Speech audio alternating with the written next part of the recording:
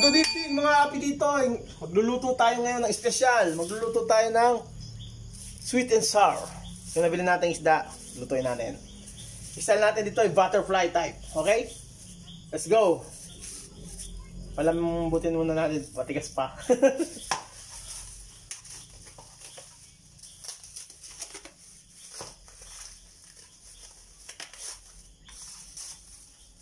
Galing pa sa rep ito, mga kapititoy.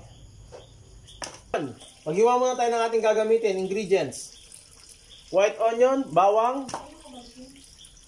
carrots, bell pepper, celery, at Jufran chili sauce. Luto natin mga kapititoy.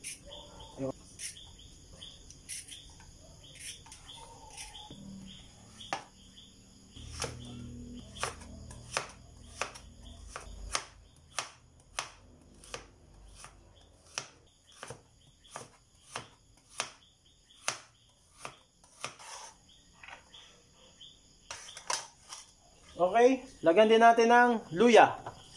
May luya tayo dito mga kapititoy. Ito, binigay sa akin doon galing Ragay ito. Luya, tanim nila.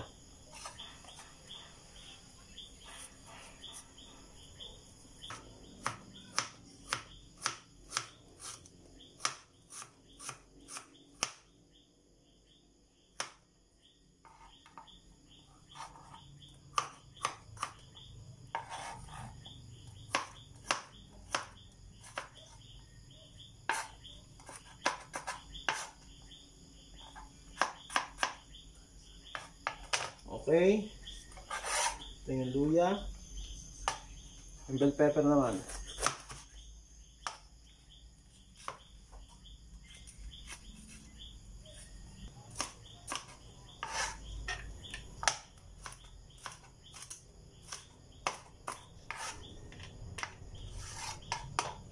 Okay, celery.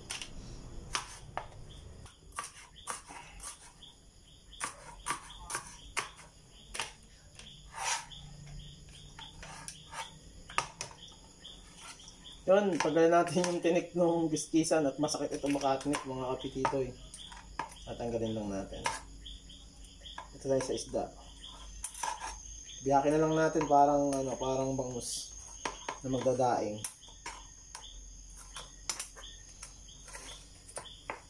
Pwede nakita ko ba yung gunting dyan? Ikay? Diyan nakita ko ng gunting. Nakita ko ng gunting. Kunin mo na dyan. No, natanggalan natin yung tinik. Masakit ito makatinig mga kapititoy. Kaya pag ano po kayo nito, mag-ingat po kayo.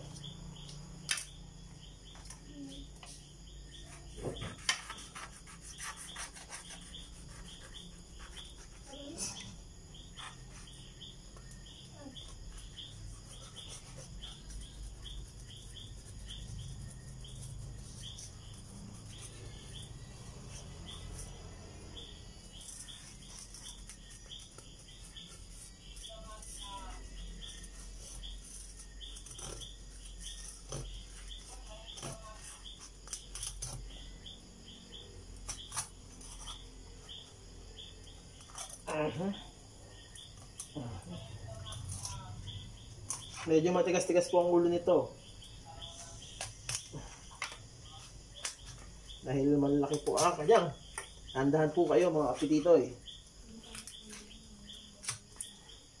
Pero masarap pong isda ito. Yun, nabiyak na po natin siya. Okay, babad natin. Yung lapo-lapo naman.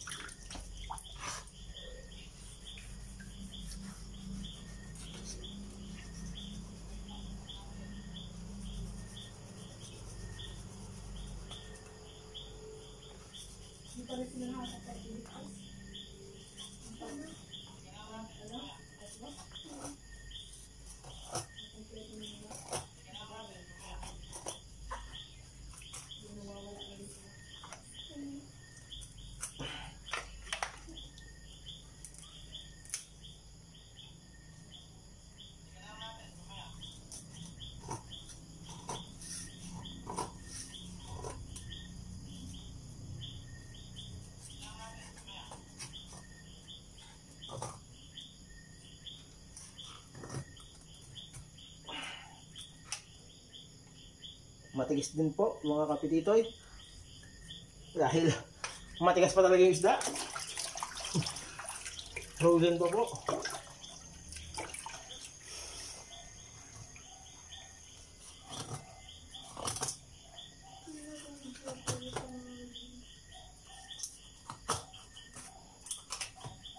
Ayun, tumagos na po.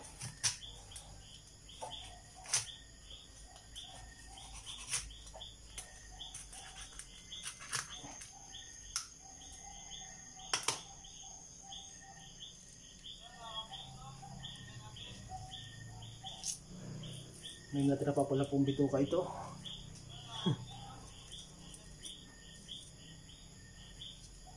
Yan. Medyo frozen pa po siya. Kaya babadalan natin ng konti. Yan. Mga kapitito, yung ating mga isda. Mga kapititoy, magamit tayo ng cornstarch para hindi dumikit yung para hindi madurog yung ating isda. Kasi itong lapu-lapu, malambot kasi masyado yung kanyang laman, para siyang cotton. Pag piniprito mo yan at madali siyang nadudurog. Kaya lalagyan natin ng cornstarch para mag-crispy siya at saka lumutong siya. Sorry. Crispy lumutong, isa lang nga pala yun. Okay. Magpaint na tayo ng mantika.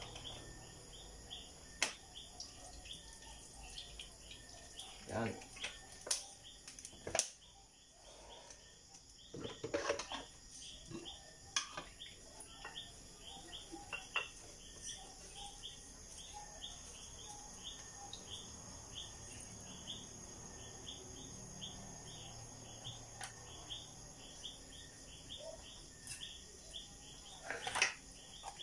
Gawa natin itong isda. Yan.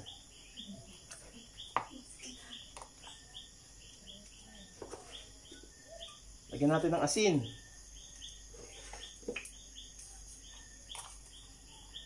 Tsaka paminta.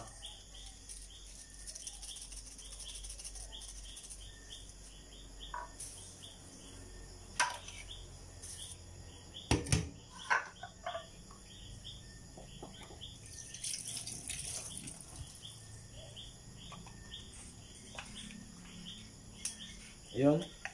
At coated natin sa cornstarch. Yan. Para lutong-lutong siya.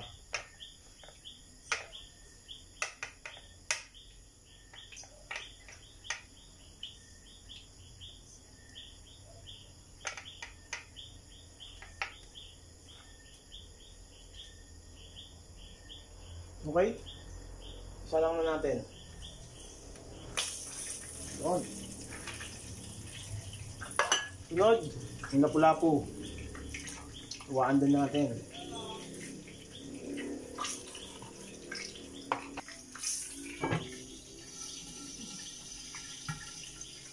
Lagyan natin ng paminta. Lagyan natin ng kabilaan. Paminta din.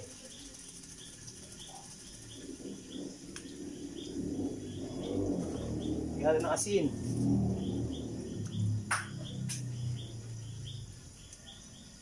Kabilaan. Okay. Yan. Lagyan natin ito ng cornstarch.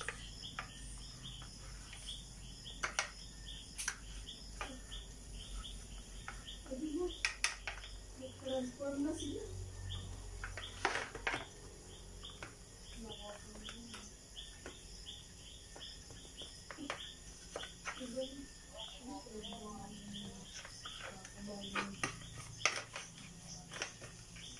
Ay, di, dati pa rin. Dating transport. Pero iba na Lagyan natin at kulang.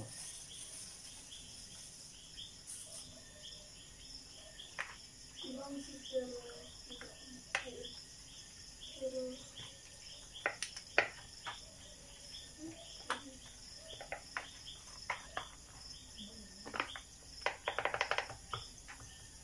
Balik ko.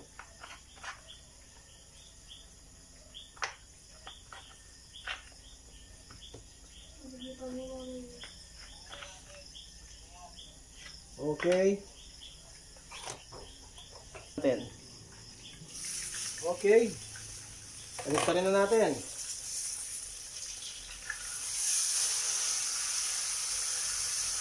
Ay, medyo brown-brown siya na konti.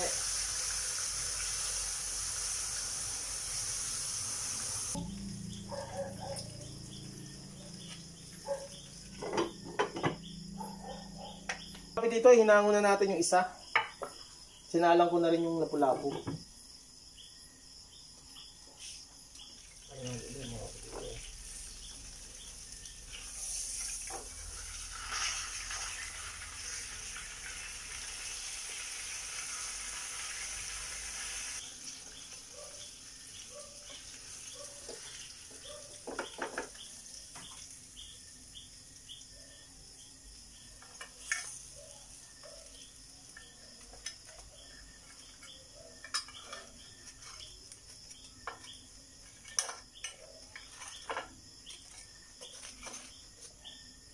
Na mantika.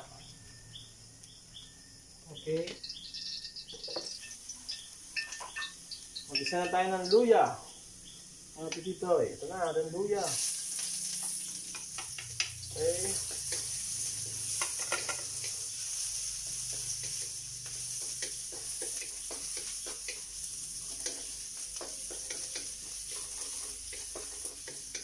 Bago muna.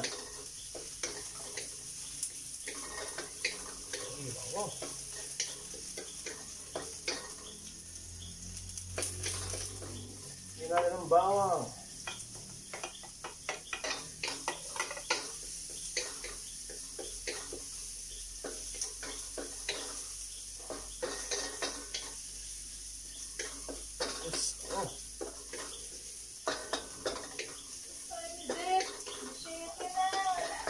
Ito ang ating sibuyas.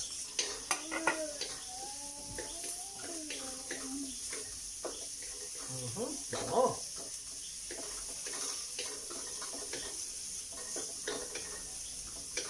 Ating carrots. Lagyan natin. Okay. Lagyan natin na paminta.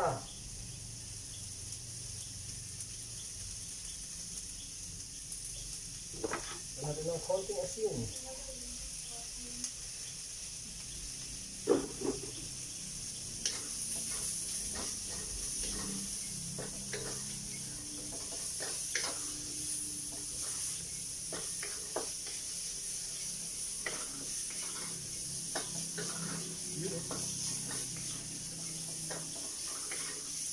Oh.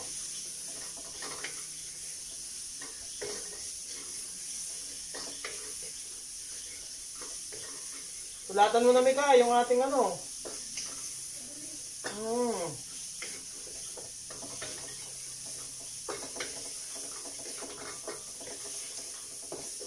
Sweet and sour, lagay mo.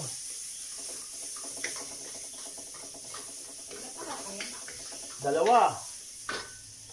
Kalalaki oh. Okay. Lagyan na natin ng ating celery.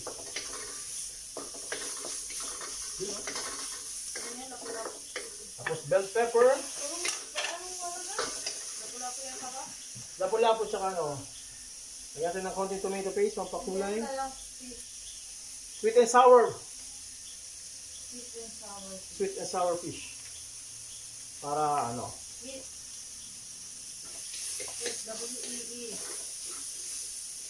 Okay. Mga kapitito, ilagyan natin ng konting sabaw.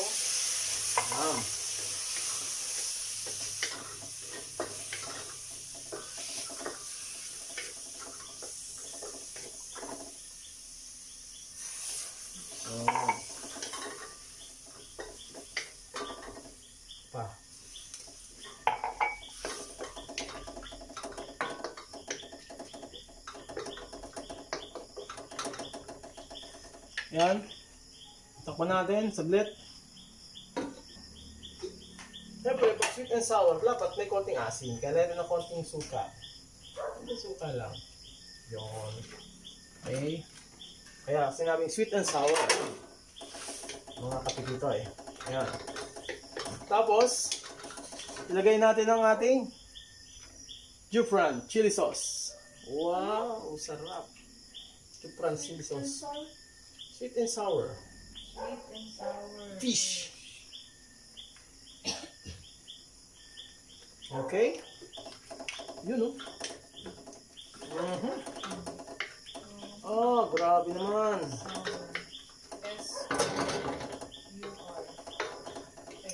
Mayroon ng konting sauce pa kasi medyo baka mag-away-away sa sauce. Mayroon ng konting sauce. Tubig pa ng konti. Yan.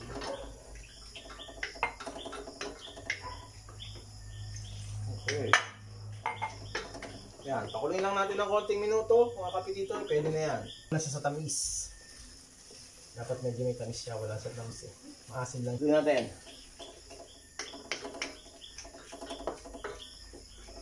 Okay, tingnan natin ulit.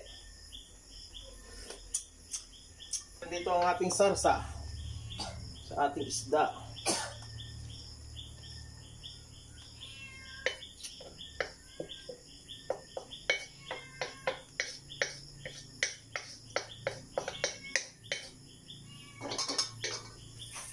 Lagyan natin ng lemon. Okay. Okay. Lagyan natin ng celery dahon. Okay. Mga kapititoy, ito na ang ating sweet and sour fish. Kain na na! Okay, ako may BIR na pala.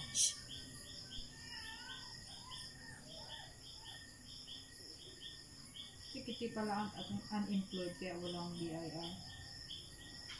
Pang titokres. Matagal na ano.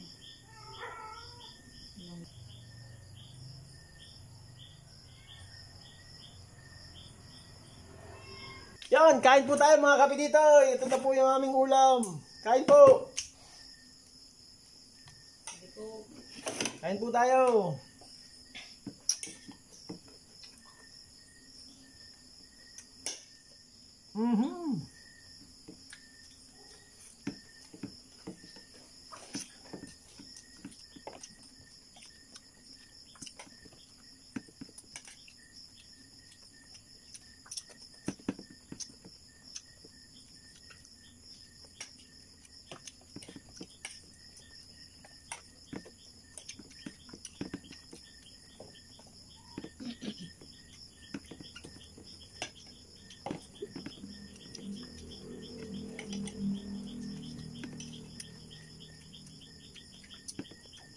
Ako ba?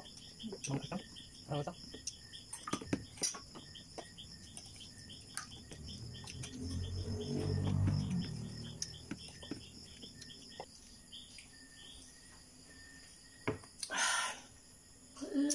Sarap. Maraming salamat po mga kapititoy. Salamat po. Thank you po. Salamat din po sa mga nanonood ng vlog ko. Yon mga kapititoy, nagpapasalamat ako doon sa binilihan ko nito. Ang ganda niya oh. Kapal siya. Tapos nabili ko lang siya ng halagang 200 pesos. Kung gusto niyo bumili, doon sa Japan Surplus malapit sa tapat ni Noras na grocery. Sa tapat noon, meron doon maliit na daan papasok doon sa may palengke sa loob ng Labo Market. Makakakita kayo ng mga matitigas pang mga pan. Nabili ko sa kanya do, 200 lang. Tapos yung item na isa pa, yung stand ko, nabili ko kanina sa kanya. Hindi ko na alam yung pangalan ni ate, pero salamat sa'yo kasi ang ganda ng mga item mo. Japan Surplus to, mga kapititoy. Kung gusto naghanap kayo ng Japan Surplus, pumunta lang kayo doon kay ate, doon sa may malapit sa tapat ni Noras na grocery.